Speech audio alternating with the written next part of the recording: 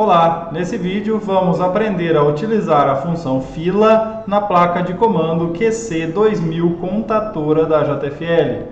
Para isso devemos interligar dois pares de sensores ativos atuando em modo NA, ou seja, normalmente aberto, sendo um par para detectar a passagem e enviar o comando para a abertura do portão e outro par para enviar o comando de fechamento.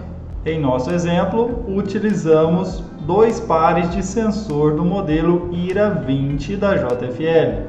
Vamos aos detalhes, pois na placa de comando QC2000 existem conectores específicos para os comandos de abertura e fechamento e também o jumper fila para definir o modo de operação. Na placa, os contatos normalmente aberto e comum do par de sensor devem ser ligados entre GND e abertura, indicado no conector ABR, e do outro sensor entre GND e fechamento, indicado no conector FCH.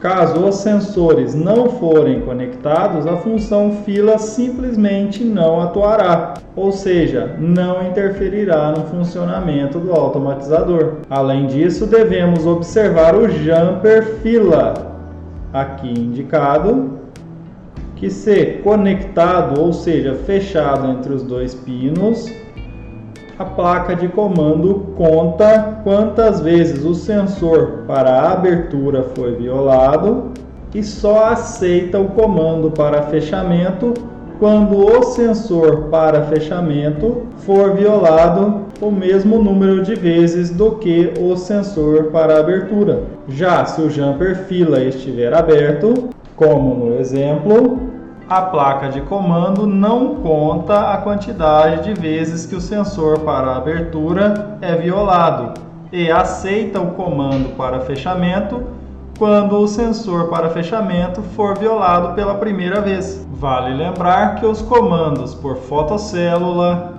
controle remoto ou botoeira continuam operando normalmente independente da função fila. Pronto! Essa foi a descrição para a função fila na placa de comando QC2000 contatora da JFL.